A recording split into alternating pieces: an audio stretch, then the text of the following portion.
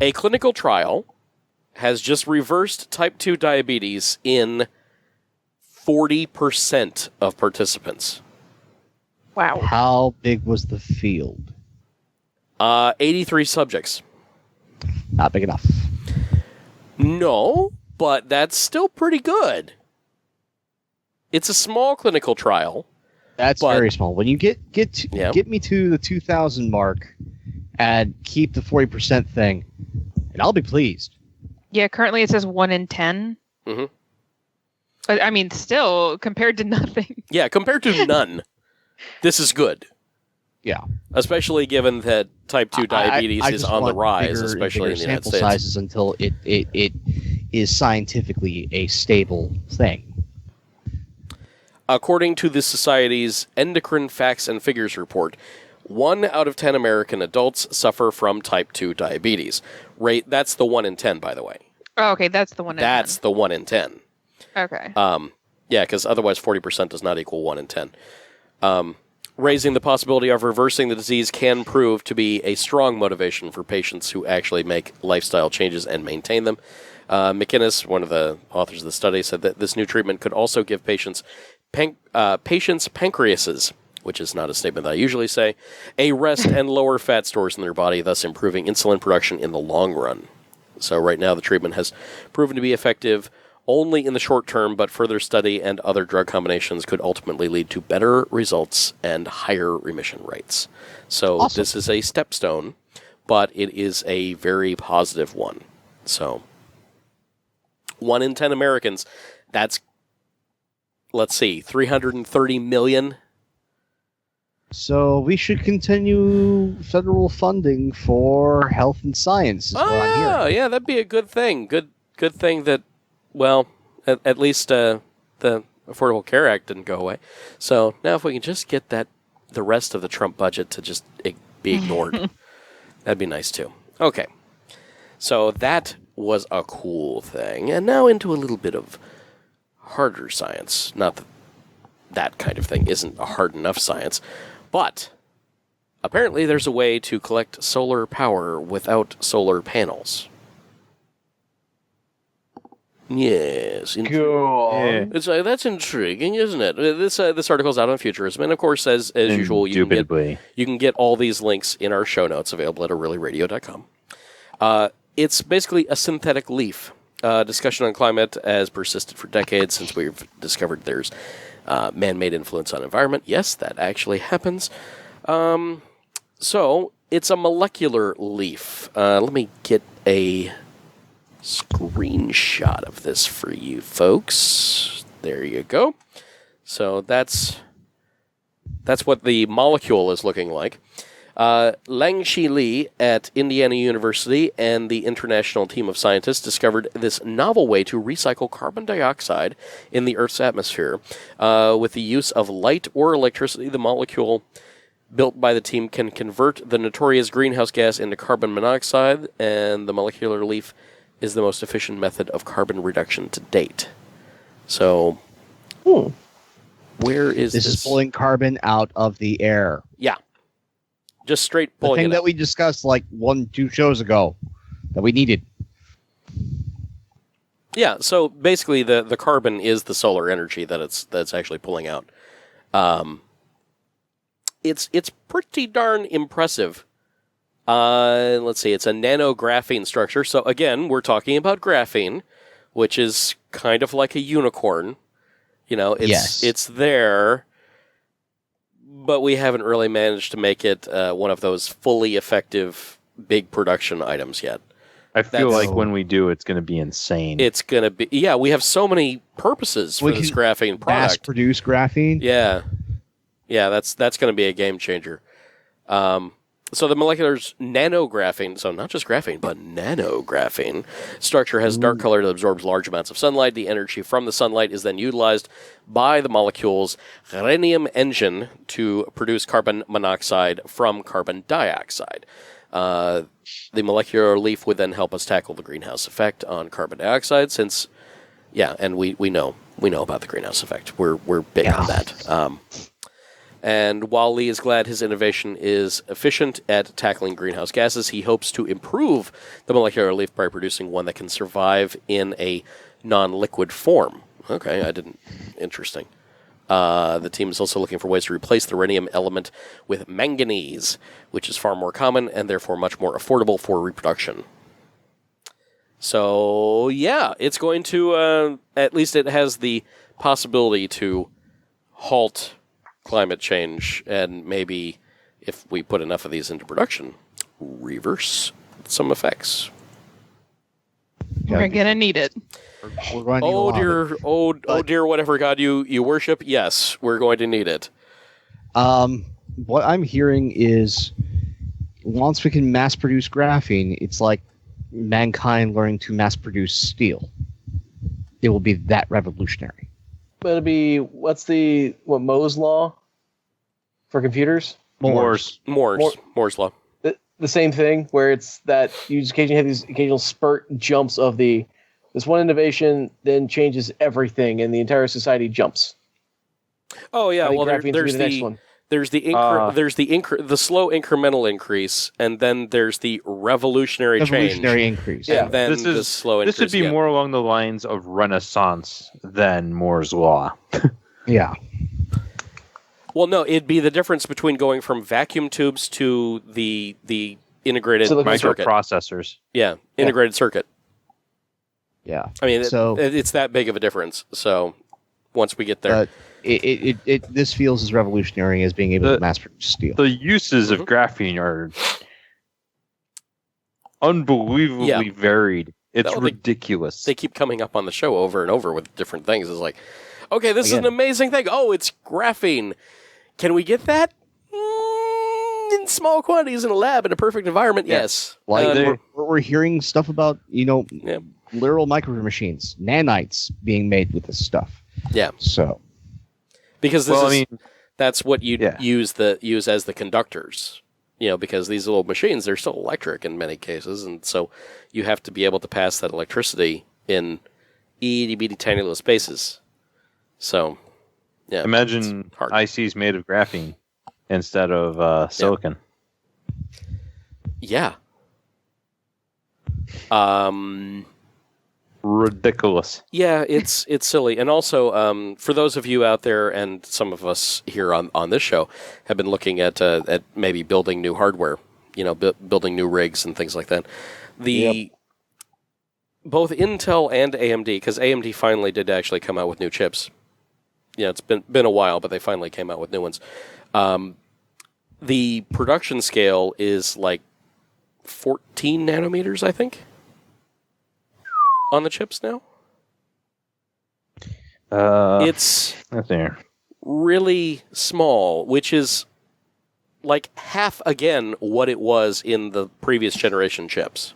Mm-hmm.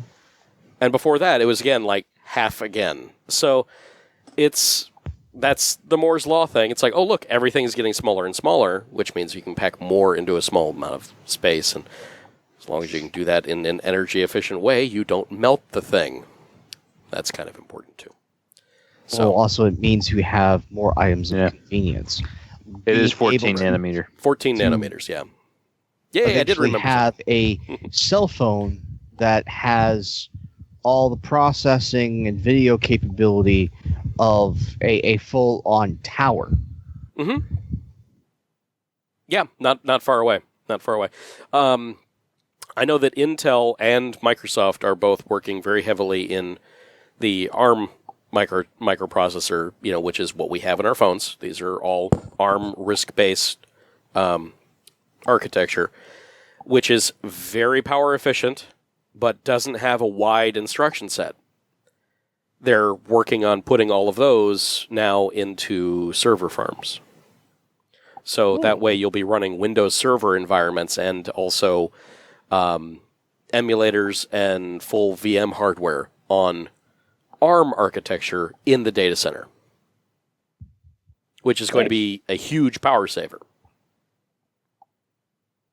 So that's... Or apps running in multiple places, being able to have your Chrome-like experience on your phone. It's not about what you're going to be holding in your hand. It's about what's going to be, what the cloud Everything in is the back made end. of. It's what the cloud is made of. You know, because remember, there is no cloud. It's just someone else's hard drive. Yeah. You know, that's all it really is. So, but those hard drives out there at Google and Intel and Microsoft and, yes, even Yahoo still, you know, that they all take up power. Yeah. So if they can make those servers more and more power energy efficient, then the entire enterprise gets less expensive and the more services that they can offer.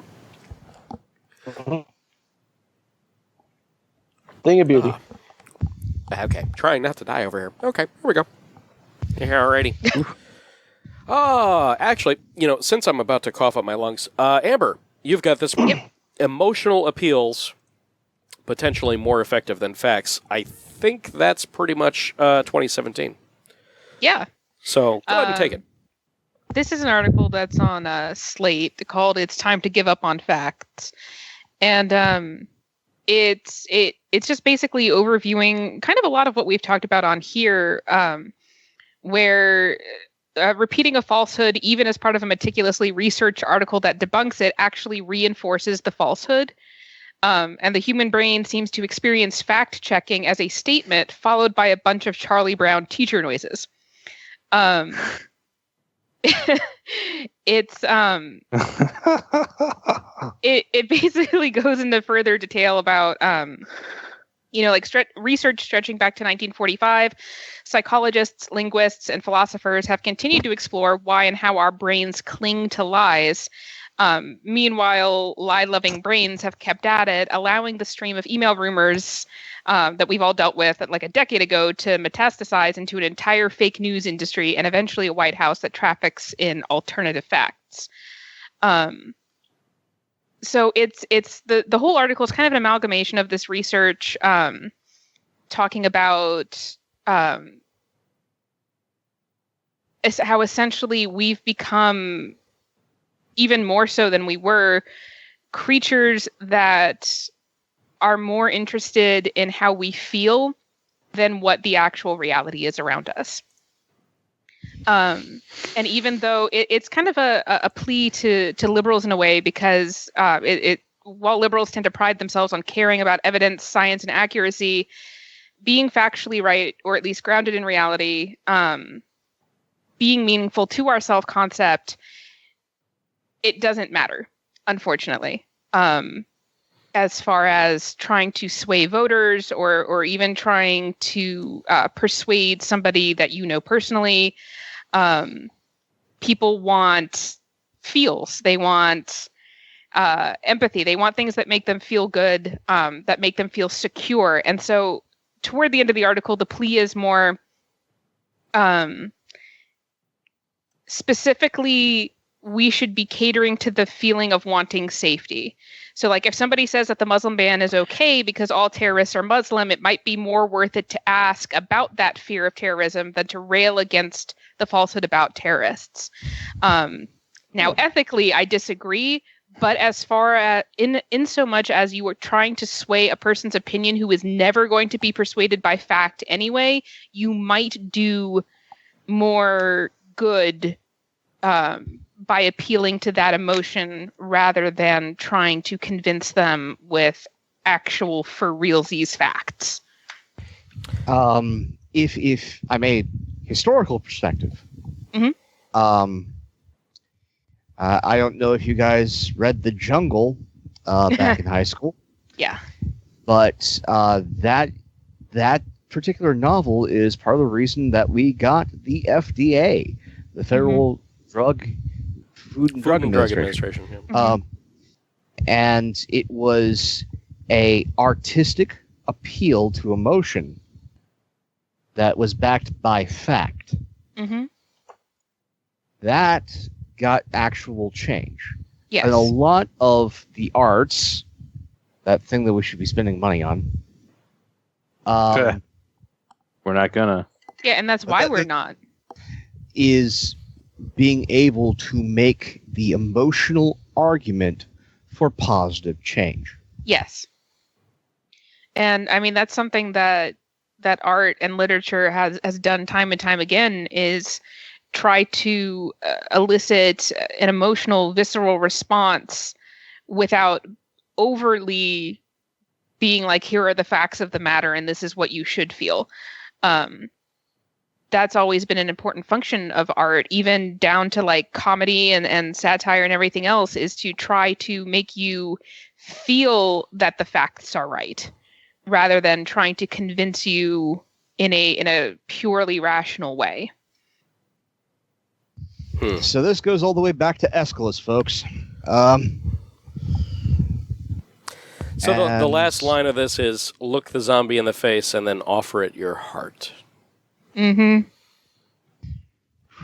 But really, I still just want to take the zombie's head off. I mean, is that really wrong? I mean, in that analogy. No, it's not. You're not And I'm wrong to feel that way. Okay. No, and That's And my honestly feelings probably on the be matter. putting it out of a lot of misery. Yeah, it's putting it out of my misery. Absolutely, that's my feeling on the matter. and the position of the article even is, it doesn't mean that we give up on facts entirely.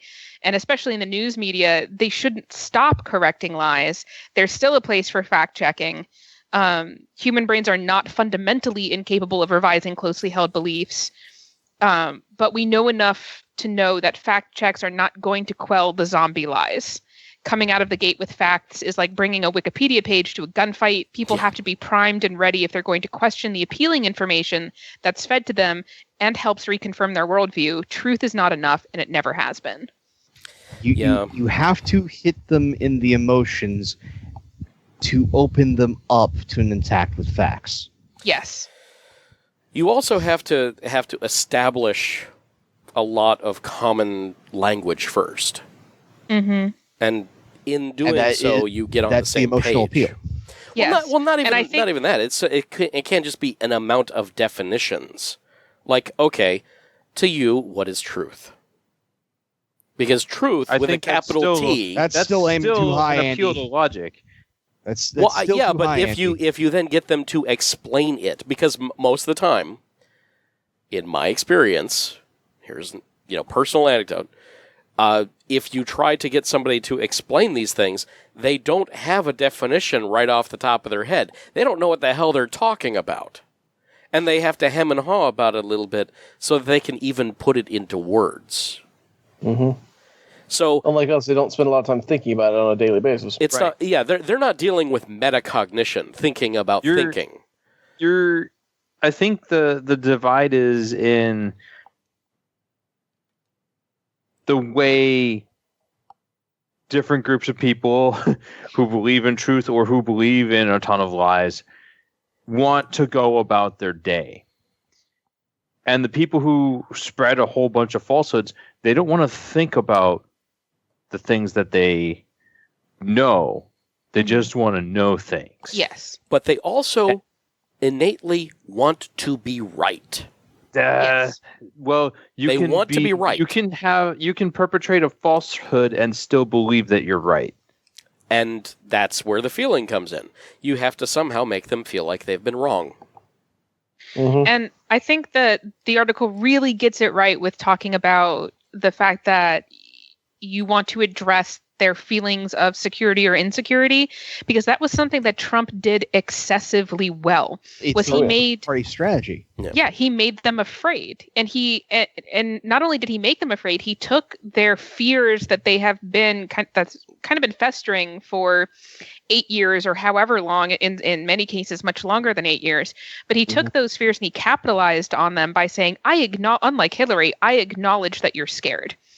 And I'm here to tell you that you have every right to be scared. He validated those feelings. He validated them and he laser focused them.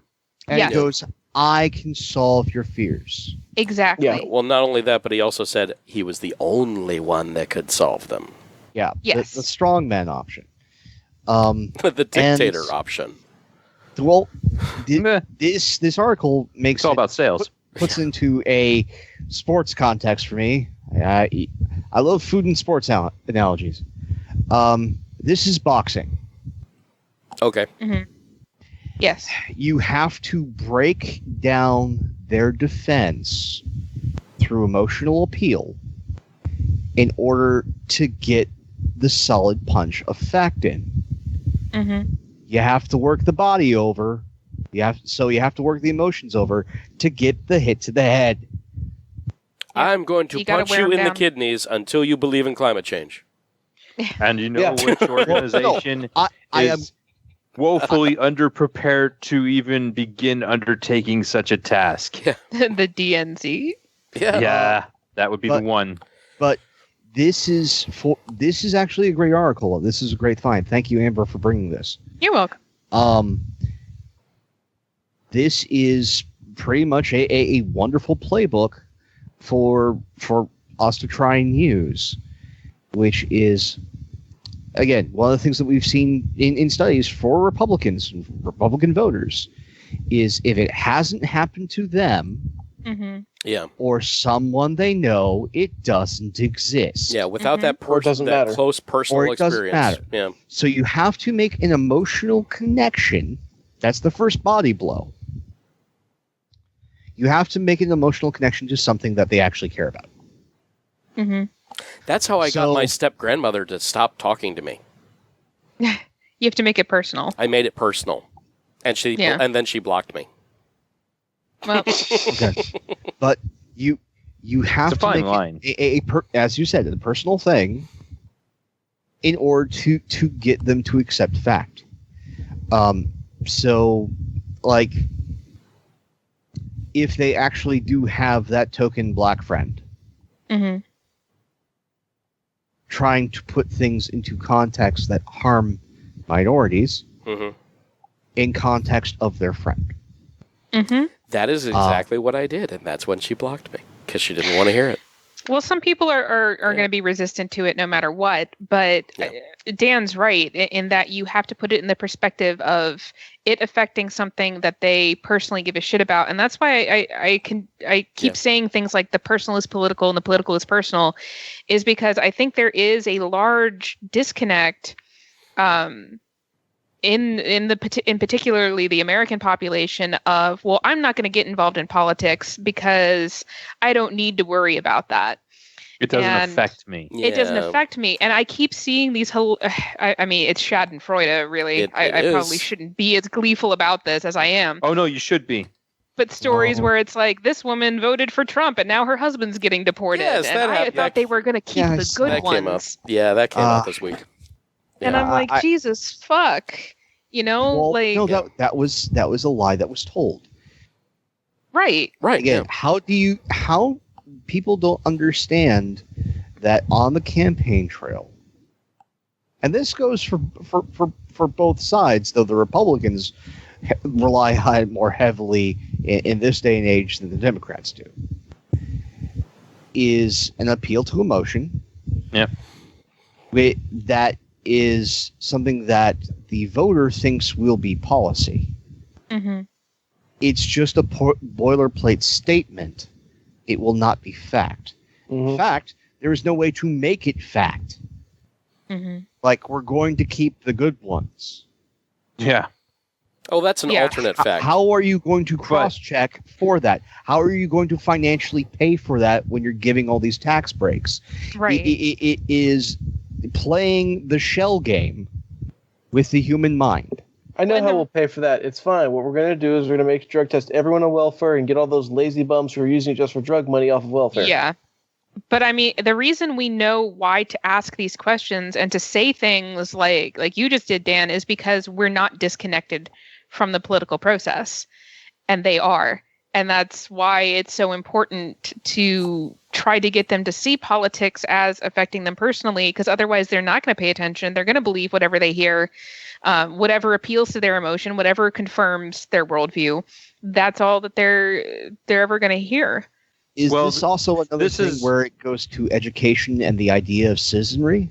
And I'm going to fundamentally disagree with you on this point, is that we have an enormous voter base of approximately 65 million registered GOP voters who go out every 4 years and make stuff happen.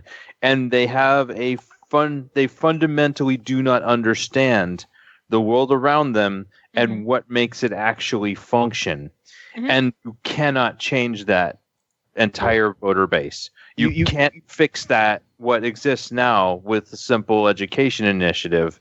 No. You're going to have to appeal to those people in a way that they respond to, which requires a fundamental shift in the way the DNC advertises and promotes its message. Mm-hmm. Which should be through the arts.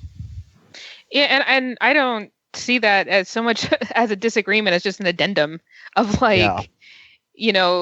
there's the thing we just talked about, and then there's the other fact of the matter, which there's a large percentage of the GOP base you just aren't going to reach. But that group of people, they're never going to go away. They will when they die. An entire generation of people who came out of a halfway decent education system, and then they managed to vote to destroy it. There is some stuff to that. Though part of the reason why we saw the AHCA fail is because Trump care. Let's just call it Trump care. What part of why Trump care failed is it attacked the AARP, which has been one of the largest voting blocks that the Republicans have been trying to appeal to for years. It is their voting block in many cases. They keep appealing to them by cutting Social Security and cutting Medicaid. That doesn't work. I submit to you that they did not intend to pass it at this time. Because that's Ryan had a Ayn Rand, fountainhead size boner. Yeah. on that note, let me say this, because I find this amusing, having looked at it a lot recently. Libertarians, the hardcore, diehard libertarians like Paul Ryan and everything else, are some of the most amazingly optimistic and idealist people that exist. Yeah, they don't bother to actually look at the facts of what actually should their idealistic world actually exist. They have not connected all the dots as to what that means. If we just free everything somehow magically, everybody will do good, and it will all be great. So Paul Ryan and the ilk around him, who are amazingly optimistic about this. Yeah, but Paul Ryan is not a libertarian. I was just speaking of the libertarians, not the people that wanted the AHCA to work. I was dovetailing off what Stephen was saying. Well, that's totally beside I know. the point. You were then talking about something else. That's why direction. I know. That's why I'm bringing it back, because you were about to spin us off into a weird land that had nothing to do with what I said. So back. And now for the dive into Dave Land. Now that we are not talking about libertarians. Now I'm not talking about libertarians. I know. That's why I'm now going to you. Go ahead. You're not talking about libertarians. What are you talking about? I'm talking about they're not amazing idealists. They're salespeople. Yeah, we never said that they were amazing idealists. He was just saying it. No, he was saying that libertarians are amazing idealists. Not Paul Ryan and the GOP necessarily. Rand Paul. Yes, not Paul. Oh, Rand Paul? Yeah. It's a different Paul. There's a lot of Pauls. Yeah. Gotcha. But, a good part of the GOP are salesmen. That's why I did that. But some live in a bubble that if we just give money to the wealthy, everything will be good. They still believe in not trickle-down. all of them have the IQ of Louis Gohmert, all right? Oh, Louis Gohmert. This goes Gohmert. back to what the article talks about how when you repeat a falsehood, even in the process of debunking that falsehood, the brain holds on to that as truth. Yeah. Mm-hmm. Well, it holds on to it as information that's important because it keeps coming up. So you're reinforcing those ties, which the initial tie was that it's truth. Yes, exactly. And when you talk about, we have this whole generation of Republicans who came out of a pretty decent education and did this shit anyway. Yeah. One of the reasons why is because we've had decades upon decades upon decades of inundating them with Rush Limbaugh, with Neil Bortz, with all these, quote unquote conservative news networks, Fox News, who have done nothing but reinforce these lies, and these are people who grew up wanting to trust the media, because at the time that some of them grew up in, the media was extremely important. Newspapers were still considered, your primary source. Yeah, your primary source of information. So by slowly changing that and producing more forms of media where you had people like the conservative talk show hosts and all that repeating these lies and making these appeals to emotion and fear, like coming out of McCarthyism and everything like that, the more it essentially trained people to believe that this subset of the news is still, something to be believed in. Now but everybody, so that there's different forms of news and what you trust. Right, and so that it was essentially several decades of brainwashing is what occurred. Yeah, and it's the Southern strategy taken national. And if we can combat that in some way, we may eventually see that part of the voter base literally die out. I just find it fascinating how they seem to consistently show a lack of empathy. Yeah. That is something that is being studied on a psychological level. And part of it is actually established at early education. Yes. Like when you hit 3 to 5 years old, there's an establishment of facts being able to change belief. Also, what is referred to as intellectual humility is established in that tiny little window. That window is what was it? 3 to 5. 3 to 5. Intellectual humility. Oh dear, then I'm screwed. My littlest just turned 7 today, so. But that the seeds of that are set between 3 and 5. It becomes completely codified by the time that you're 10. Oh, maybe I do. So you have time. Maybe I have time. So, I have time. But it becomes ironclad at that point. But those who have intellectual humility are the ones that you can argue facts with. If you bring an established fact that challenges the belief, if you make a valid argument based upon that fact, if not that they change their belief, they are forced to consider that they are wrong. Somebody who lacks intellectual humility, you will not even be able to get them to question. And something that plays into that, too, is this pervasive culture we have of demonizing being wrong and even demonizing changing your mind, because we call it, and sometimes it is. Waffling. But we call it waffling, we call it flip-flopping, when some of the time it's just we changed our minds based on new information and new data, and that data showed that this was actually the case, and now we've, changed again, to accommodate that. Goes back to education and the importance of the scientific method. Well, that's the thing that they attack, because since science is auto-correcting, since the scientific method is automatically correcting, where peer review and better ideas will win out in the end, something that is ending up being more correct, a better model of how things work, it corrects. It gets better over time. But it does change, and people are so change averse that it scares them. That it's how can you trust that? It just changed. It was, climate change. If the world was cooling 20 years ago, I don't know what you're talking about now. It was never cooling. Is intellectual humility and the establishment of understanding the scientific method. But it comes down to on in part making that part of the human identity. It comes down to effort as well. It's much easier to believe that truth is immutable than that facts can change once it's backed up by the proper peer-reviewed data. Well, they also don't equate truth and fact in the same sentence. Nutshell.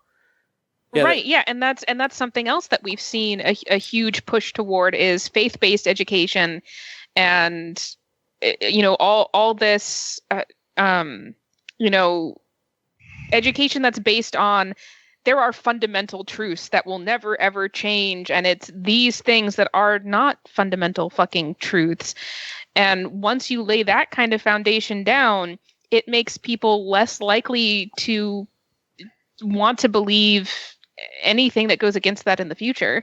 And when you get them young, between, you talked about 3 to 5, how many Christian or just religious in general preschools are there? They always try to get them before the age of accountability, before the age of reason really hits, so that they can get them in, constantly provide them that absolute truth, that nothing has ever changed, that immutable truth, and get them while they're young.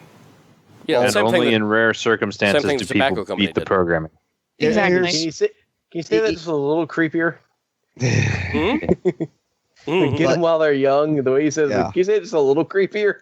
But part of that is also you have to get them while they're young. Okay. Yes, he asked for creepier. I gave him creepier there. Part of it is also how different churches, how different religions do the human life cycle, as it were. Almost every single church or religion has a focus nowadays on the child's ministry. Yeah. Within the evangelical bent within Christianity, and we're also seeing it in elements of the more radicalized forms of anything religion. Yeah. Anything. They continue that as they become a youth. And they don't give up. Whilst a lot of the more liberal religions, why was there a focus on the child's ministry? Partly to hook them while they're young. Partly because we just need to put the little guys away from where the adults are worshiping. They need to be somewhere else right now while we're talking about rape and incest and all these other things. They don't need to hear about that. We'll put them over there and we'll talk about, Noah's story. That has all that things in it too, doesn't it? Well, we'll just gloss over all that. We won't mention those parts. We will give them the sanitized version of the religion. Yeah. But usually by the time you're 12, the more liberal religions, there's nothing for you. That's why most folks are trying to convince their parents, I just want to stay home on Sunday. Or I've got, soccer practice, football practice, something else. Because there's nothing for them from the ages of 12 to when you get married. So kind of like Jesus' story. It's just that whole... There's a gap. Well, we're missing a big ideally, chunk. you should get married at 18 or 19 in most religious have kids ideology. Year of that Oh, marriage. hell Just no. immediately, and you must immediately start producing offspring, and as many of them as you can, Because, and of course, they should also go to your church. Yes, because of course If you're supposed Catholic, to yes, most definitely. consummate married the in marriage. Consummate the marriage on the night put of. it into then that situation with minimal education 40 weeks later. and maximum responsibility.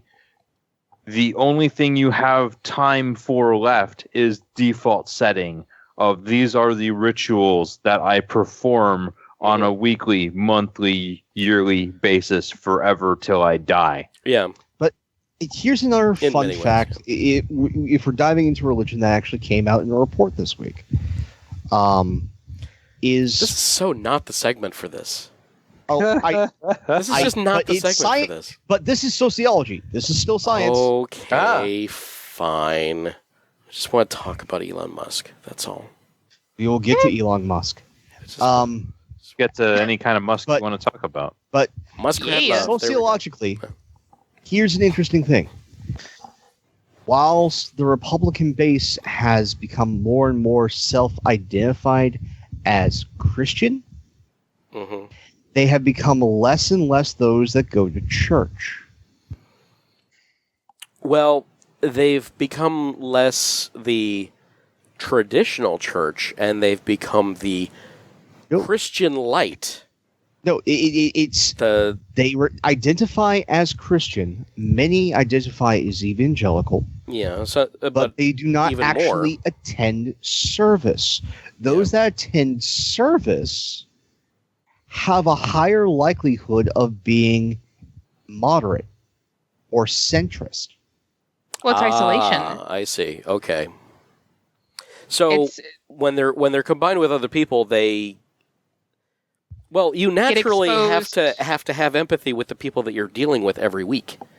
You know, you're seeing these people. You're sharing your testimonies with everyone. Also, you are part of a specific community that you have constant integration with, and you see everybody who's a part of said community age, experience life. Well, it's also an extension of the family unit. Yeah, at that point. So, but you experience births, deaths, people moving away, marriages. This becomes part of your religious schedule. Those that self-identify as religious and just take the parts of the religion that meet with the worldview and separate themselves from that community aspect are more easily radicalized. Okay, and something else that happens in churches, and I'm not saying that they give satisfactory answers to questions, but there is quite a bit of questioning that occurs in things like youth group or even some of the adult groups, like they have single women's groups and things like that, where you are allowed to question the pastor or the minister or whatever, and what the church is really good at doing here is moving the goalposts to make whatever scripture they're going to quote at you fit the situation that you're in. But it sort of allows for a broadening of, we call it cherry picking a lot, but to them it's a broadening of what does this whole biblical scripture apply to. Whereas if you isolate believers, if you insulate them from that, they can stick to the letter of the fucking thing. Yeah. So no more is it like, well, you can eat shellfish. How it is presented to them. Exactly. No longer is it, well, you can eat shellfish or have polyester blends because of whatever the fuck reason they come up with. Now it's no. Like, this is how it exists, and everybody, the scant few people around you are agreeing with that. So, there is no moving of the goalpost. There is no broadening definition of that faith. It's just what's written down or whatever you're being told is written down, as Dan pointed out. I think you've really hit on something there, especially when you take into account religions like Mormonism, the followers of the Church of Latter-day Saints. Yes. They, for the longest time, no, you could not be a person of color and be a person of authority in the church. Well, that is until the United States government stepped in and said, well, no, you can't do that. That's discrimination. That's bad. You can't do that. So all of a sudden, because of social pressure from outside the organization, they changed. Mm-hmm. They had an epiphany from on high, and they were able to change the doctrine. But then you have the ones that moved into compounds. Right, and the FLDS, the Fundamental Latter-day Saints. And they moved into the compounds, and they ignored those things, and they still have polygamy. They still have, the sister-wife thing, and they still do child brides and all sorts of things that are not palatable in the rest of American culture. Society, yeah. And one of the 12 indicators that you are in a cult is that you're not allowed to question authority or listen to any source of information outside of your group. And that's because it might make you change your view. It might, asking questions of the authority figure might make you go, well, wait a minute, that doesn't sound right to me. Or the authority figure may contradict themselves, and then it may put the idea in your head that they're not infallible. So that's definitely a big part of it too, and why a lot of these insular religious offshoots are as easy to radicalize and are as dangerous as they are, is because you literally have no avenue with which to voice any grievances, with which to do anything other than obey. Yeah. That's it. They don't want and you're questions, you're never exposed to anything outside of that. So you don't need to empathize, because not only are you not allowed to ask questions, but you are constantly told that the reason that you guys have to be this underground movement or whatever is because the outside world hates you. Right. And the outside world is full of sinners. And the outside world is full of people who have been, turned into demons or whatever the hell. And so it's planted in your head from a very early age that there is no reason to empathize with these people because they're not people. Yeah, in-group, out-group behavior. If they are not people, then they can be treated as slaves. They can be treated as cannon fodder. They can all be put to death. That's how you get people to do things that would be otherwise unthinkable. Yes. Dehumanization. Mm-hmm. Yes. I've had many, many long talks about dehumanizing language and how that comes into play with how certain things are allowed to occur. And we're seeing a lot of that in the Trump administration. Mm-hmm. But, really, I got to talk about Elon Musk. Okay, Yes. talk about Elon Musk. Let's talk about Elon Musk. I got to, because Let's do it. he's making press solar roof releases. is coming. The He's solar ma- roof is coming. He's making press releases on Twitter. Because he announced that the solar roofs were going to be available for sale in April in a tweet. No, but let's make it specific. Not just in a tweet, in a response tweet. Yes, in a Twitter conversation, he was asked, "How are the solar shingles coming along? Is there an ETA? Hoping my roof survives till then," says Michael Holes. And Elon Musk replies, "Start taking orders in April." Now, this is also Thank you, combined... Elon Musk. Exactly. This is combined with a few other updates that he gave on the Tesla Model 3 and the Boring Company, his tunnel thing. Also, apparently I've got fun money to spend. Let's make some tunnels. Yeah. Well, I guess something else to say about some of the fun money and things like that. Also, he's worked on, or at least Solar City has worked on the Powerwall 2, which is the big battery system. It is apparently twice the capability of the original, which Is it the would same size? Yes. Same size, twice as much. Wow. Yes. Yeah. So apparently it is capable, according to one of these things here that I followed the rabbit hole. Tesla's second generation Powerwall packs twice the energy of the version 1.0 in a compact 14 kilowatt hour battery unit with built-in inverter that's capable of storing excess solar energy and supplying the power needs of a 2-bedroom home for an entire day. So And the daytimes when it's charging. with my house, Yes. probably need 2 of those and wouldn't have a problem. Maybe 3 at most. And they expand them. Yep.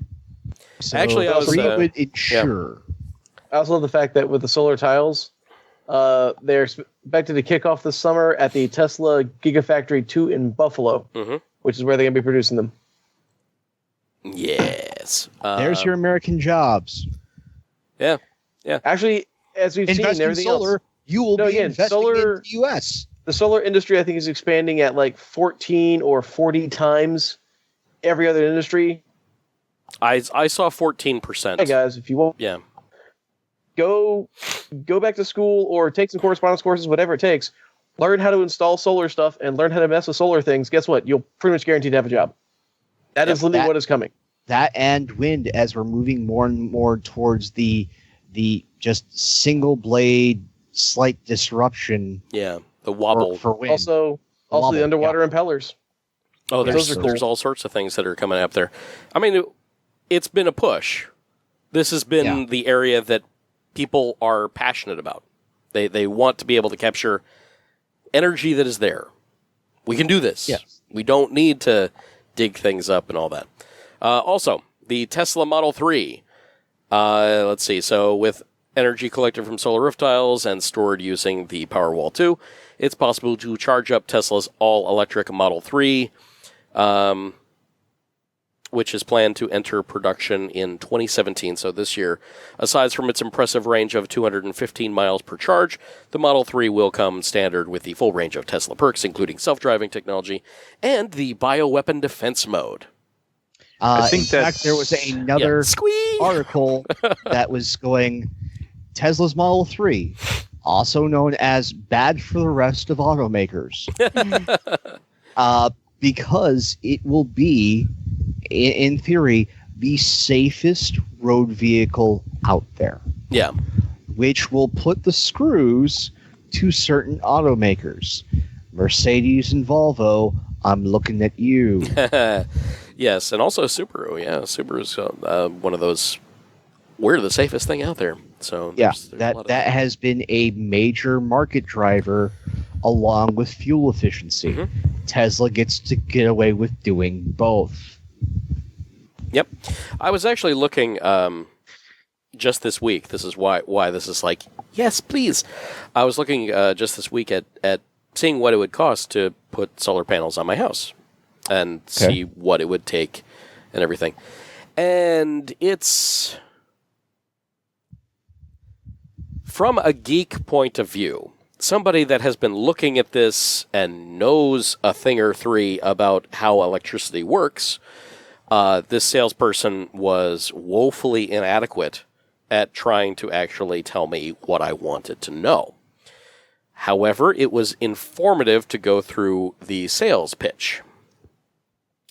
And either it's really a great system and I'm missing out and I should do it right now, or I'm missing the other shoe that's about to drop on my head.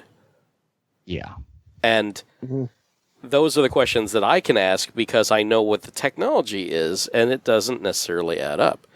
So what's the big thing right now, because a lot of these companies are, of course, trying to get government regulation to remove any possibility that you can generate your own power, basically. Mm-hmm. They want you to be power. There's power in power. You have to be grid connected at all times. Here in the state of Florida, that is mandated. You have to be connected to the grid, period.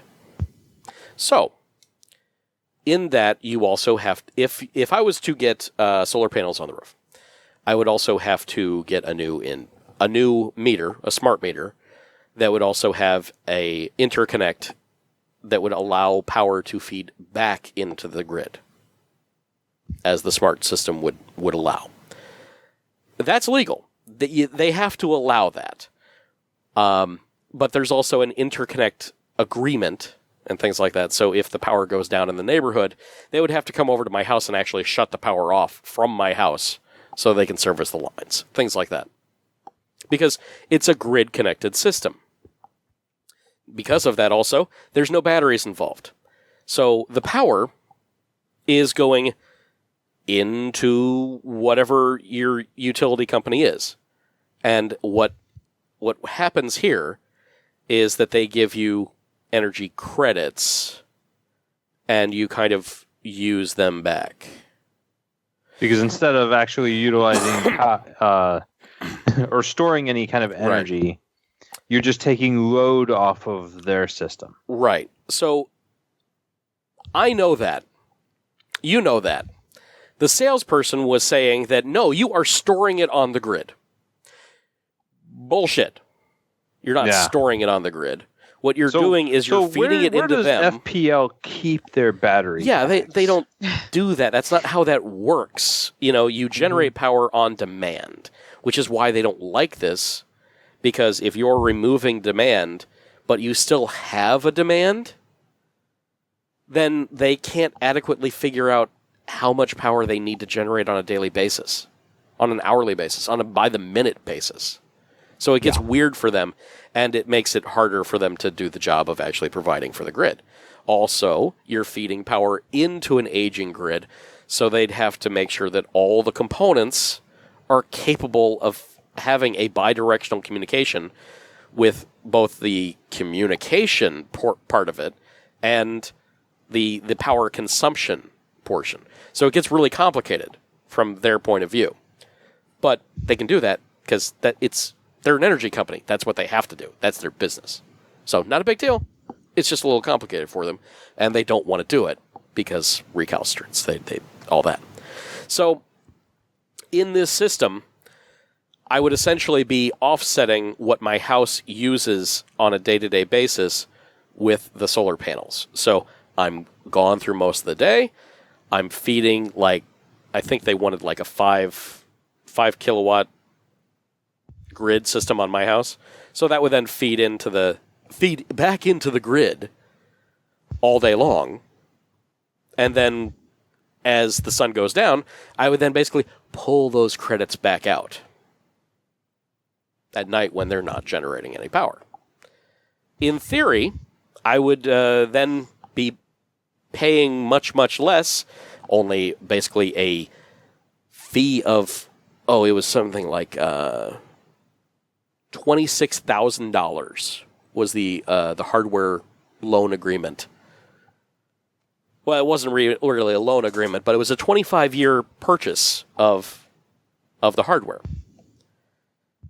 Yeah, it's interesting. It's interesting, and that includes all the installation fee, turnkey system.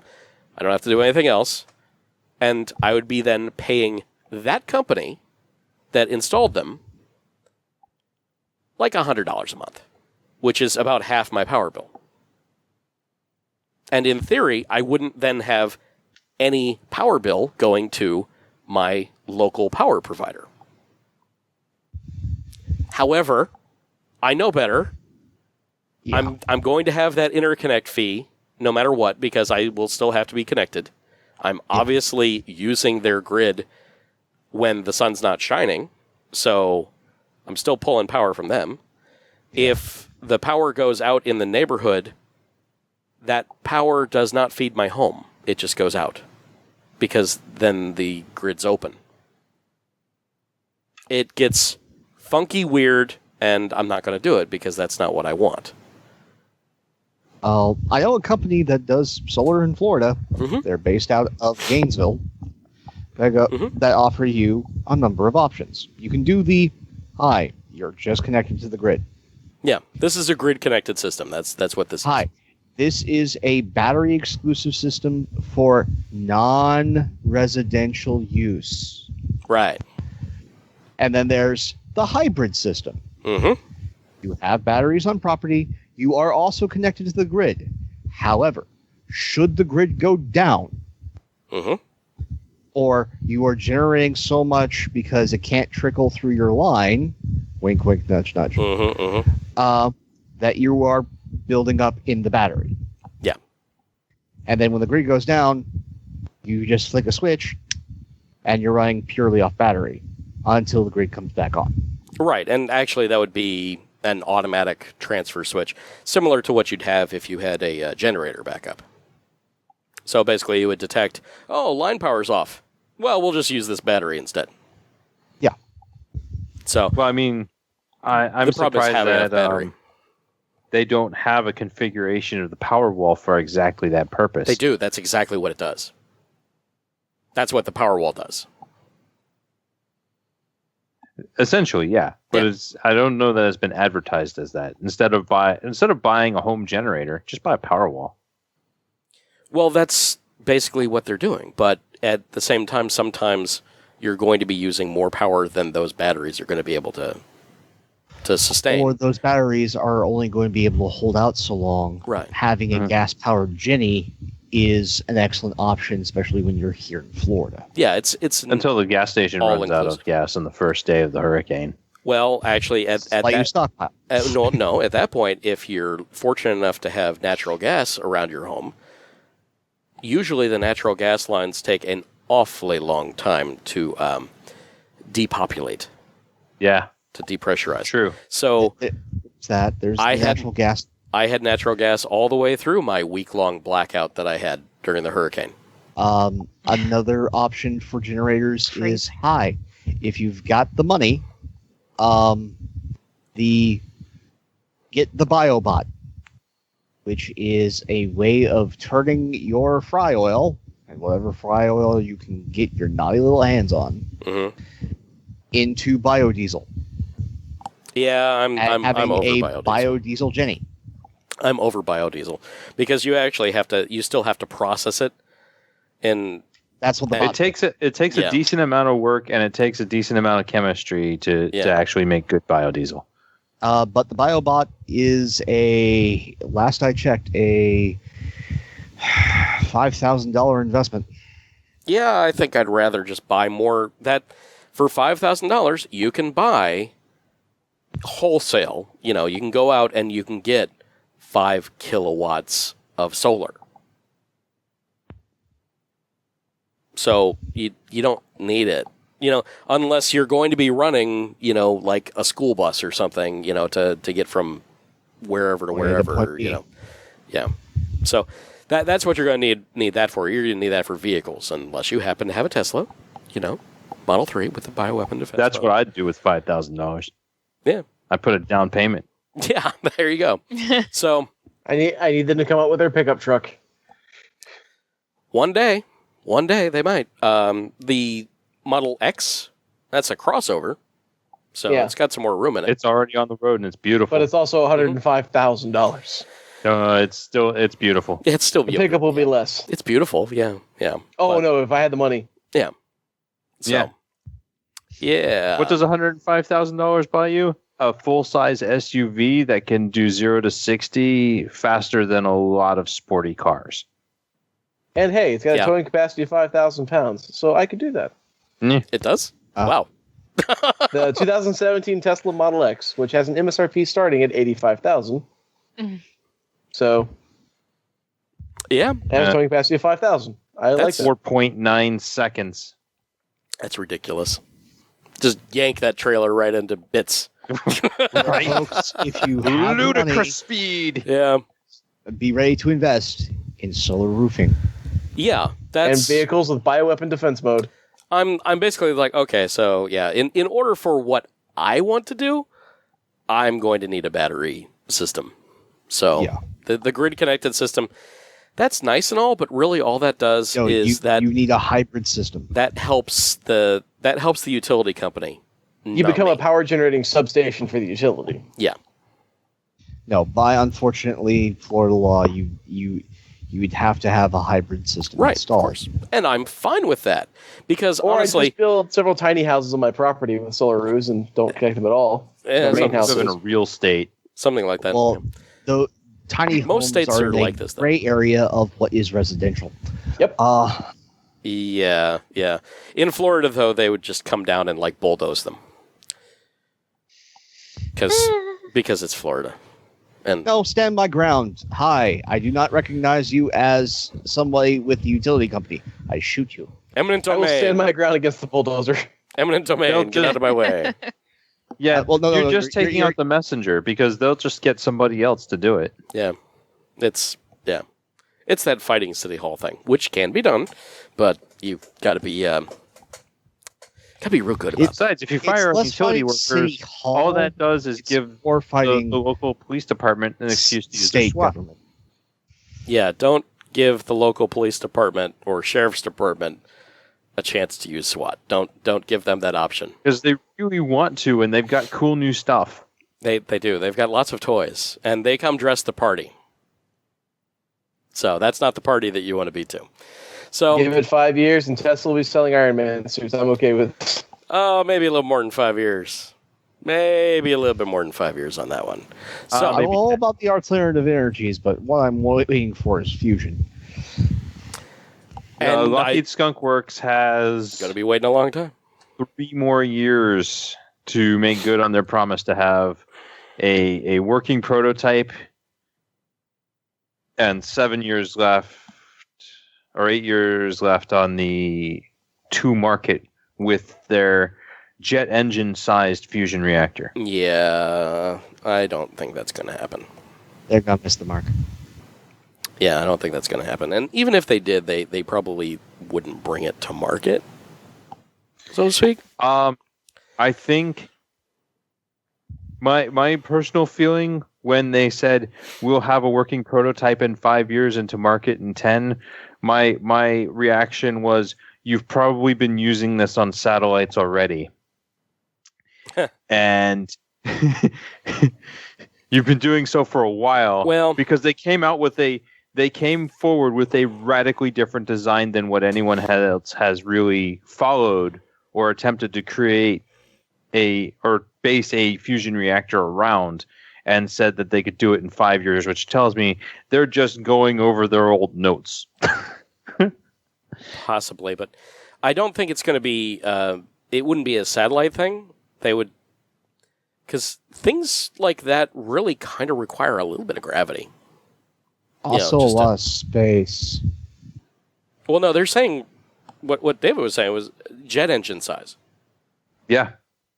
So, I don't know how I can miniaturize down to that level this quickly. And there's pictures of them in the lab next to the model that they're building, and it's they're standing next to it without the aid of ladders. I'm in a room that is like your average living room size. The realities of science and having to do the proper thermal shielding, I am very skeptical. Just because we don't understand it doesn't mean that it's not possible. Fair enough. So, in the 1960s, the United States military had live feed video feeds from satellites going to some of their ships.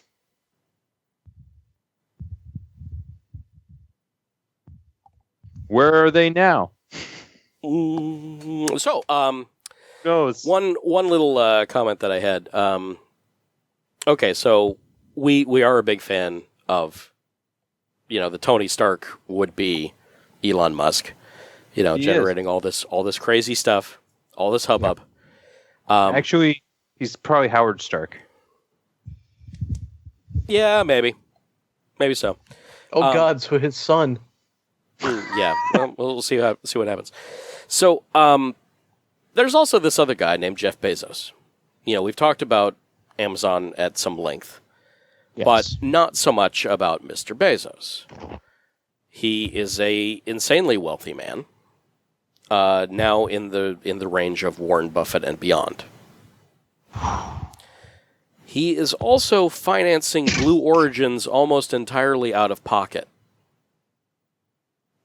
God, I wish I had that kind of just spare money lying around. So I just wanted to point out that, Elon Musk is doing SpaceX and he's doing some great stuff, but he's doing it with mostly NASA backing and everything. Yeah. Now, then you've got Bezos and Blue Origins. Yeah, they've done they managed to stick a landing of a rocket, in the same way, retro rocket style, before SpaceX, though it's smaller. Agreed, smaller. Easier to do. However, Bezos is on the record that he wants a colony on the moon, and then he also wants a colony on Mars. He has a plan to build rockets that are larger than the Saturn V,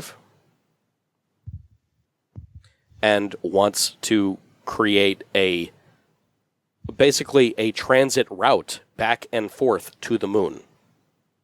Like regular scheduled stuff. He is going to build a colony on the moon without government assistance. I just wanted to point out that is a possible future that is where we're headed. He is building... The article headline from the Washington Post, an exclusive look at Jeff Bezos' plan to set up Amazon-like delivery for future human settlement of the moon. Yeah. Now, the Washington Post is a paper that he owns as well. Fair. So, full disclosure on that, he's using his own mouthpiece as a promotional tool. So if I'm on the moon, how much would it cost, and how fast would an Amazon Prime delivery be? It'd be by drone. It'd be by one of those little drones, and it'd probably be on, whatever lunar distribution center they have. Because that only makes sense. Yeah. Their lunar fulfillment center. Yeah, the lunar fulfillment center. Mars, you probably want to launch from the moon. Yeah. Because it's, really the moon would be the fuel source. Mm-hmm. Or it would be the staging area. Yeah, because it's a gravity well that is easier to escape. It's far And enough away from Earth that if anything horrible happens, it doesn't impact the home planet, necessarily. It just has a lot of options. There's also, I heard about some really crazy thoughts about actually like somehow terraforming the moon and crashing enough comets into it to give it a spin. That's not good. But how would that affect the tides? I'm just like that. No, it would stay in the same place. Mostly. The problem is you're adding mass to it, which over time... Well, right now it's escaping. Yeah. Right now the moon is currently escaping several centimeters every year. And I'm okay with that. Yeah. But I don't want it necessarily to come back.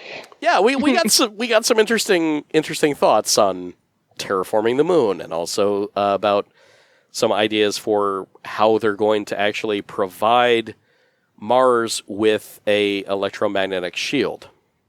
Back to the moon for just a brief minute. Is anybody else having flashbacks of the Time Machine movie where, oh, look, all these wonderful things are occurring, where they went to the future, the near future, and they were talking about terraforming the moon, and they were opening up a brand new habitation area in the moon using like high yield nuclear devices, and then they literally cracked the damn moon.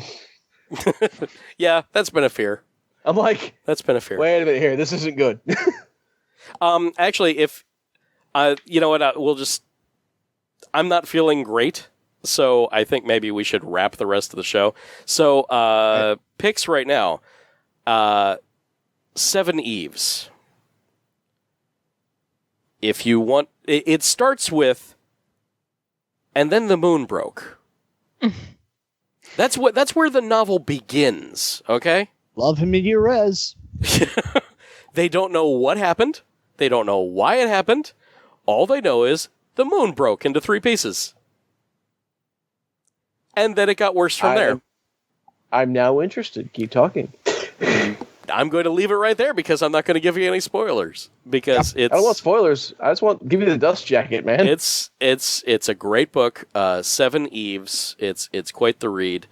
It spans a long time period, but you wouldn't know it. It's basically like 2 stories in one. There's the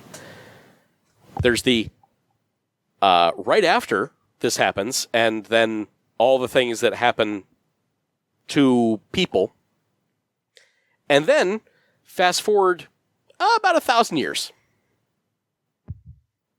and then you kind of pick up and see what happens. It was a bit jarring when because I was doing audiobook, so when it immediately went from that to that, I was like, whoa, where am I now? It's a little bit funky of a transition, so just be warned that happens. But yeah, it's a great book. So 7 Eves.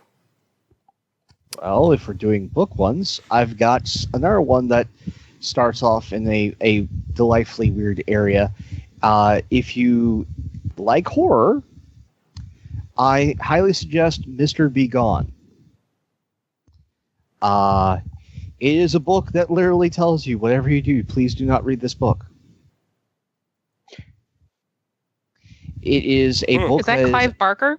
Yes, that is Clive Barker. I love Clive Barker.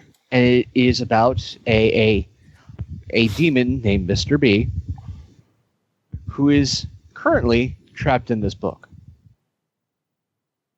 Huh. Mr. B is a short metafiction novel by Clive Barker, published in the United Kingdom in 2007.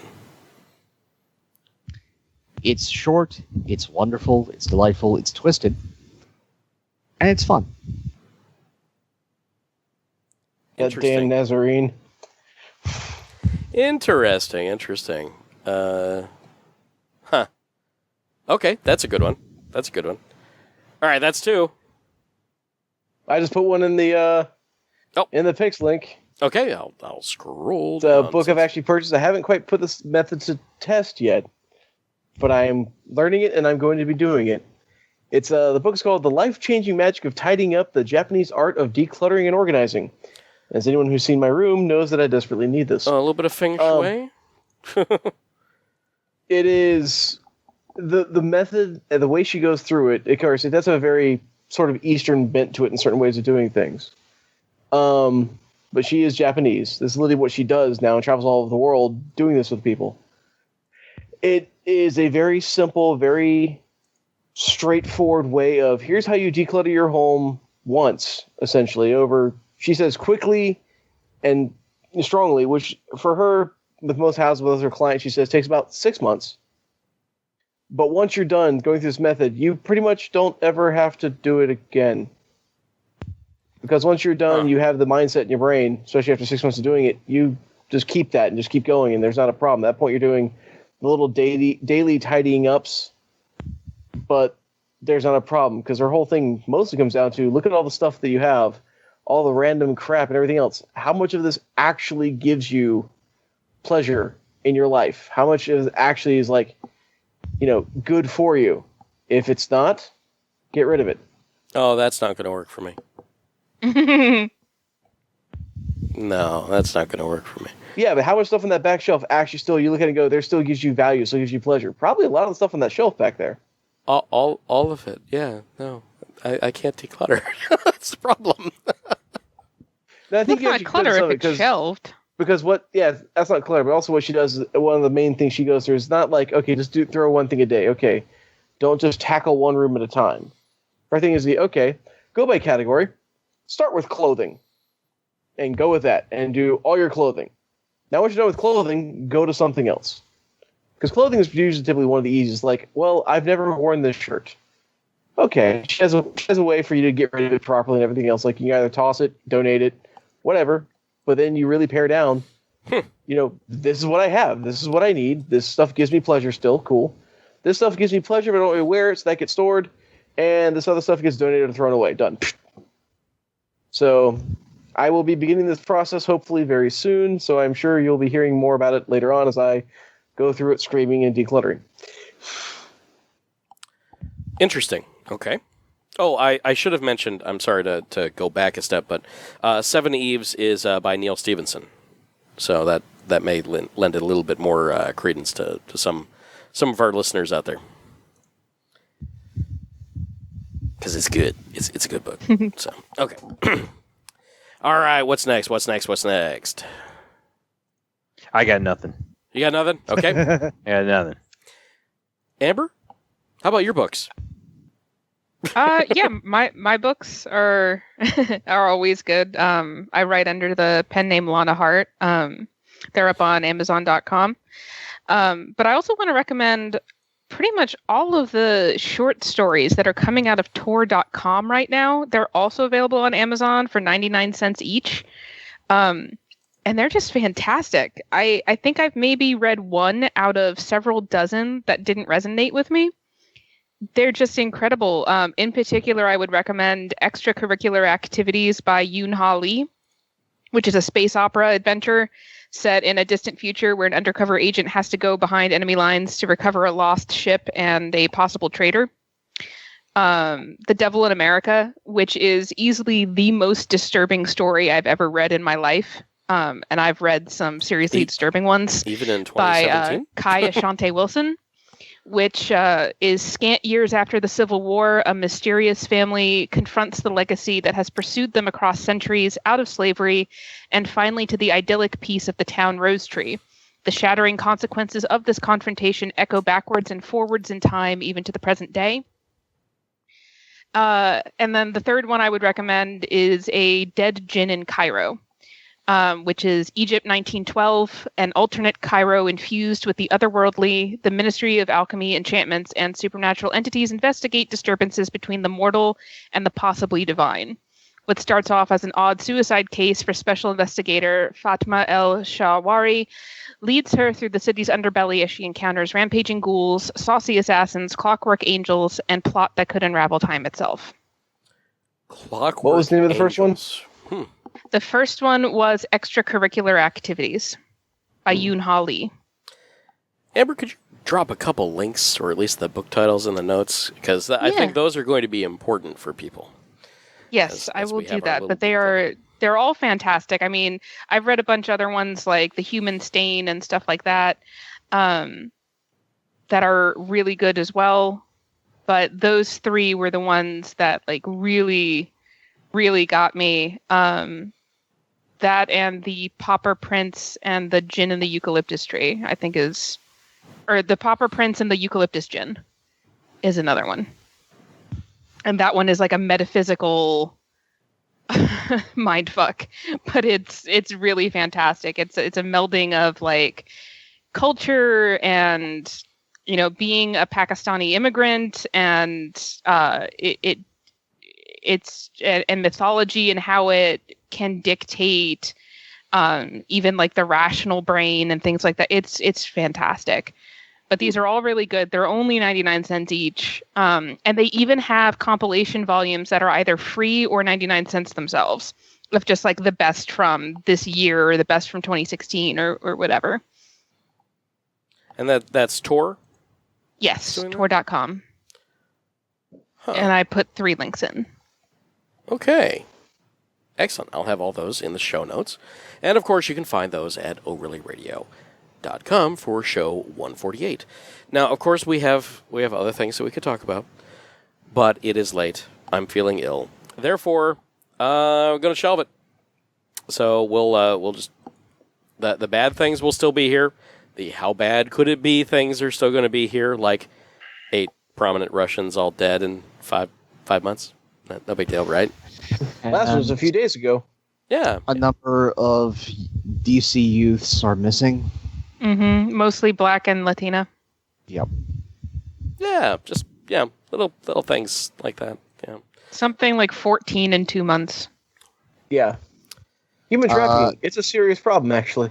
Yeah, Total especially in for both America. Men and women in the DC area at around noon today was, of the reported cases, 22. 22. Oh, dear. Yeah. That's not so good. But 14 of those were in the last 2 months. And we had 4 in Law and Order, so, that was one of them was the DC teens, but also age discrimination, talking about the RNC hiding the payments that we mentioned about a little bit.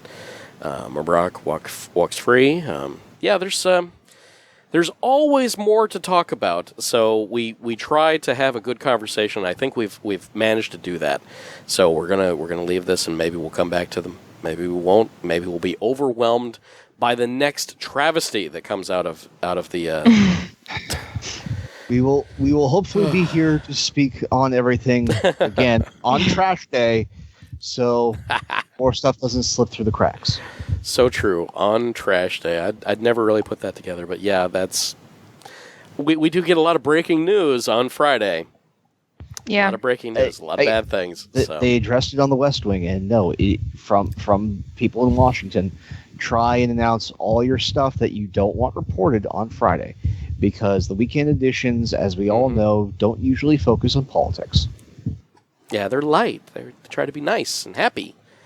So by the time it rolls around to Monday, nobody cares. Gone and forgotten. Like this episode will be in just a minute. So, alrighty, that is going to do it for show 148. So, if you've enjoyed what we've done here and you'd like to help us out, there's a few ways that you can do that. You can donate to the show through our Patreon at www.patreon.com/ORLYRadio, ORLYRADIO, and get early access to show content when available.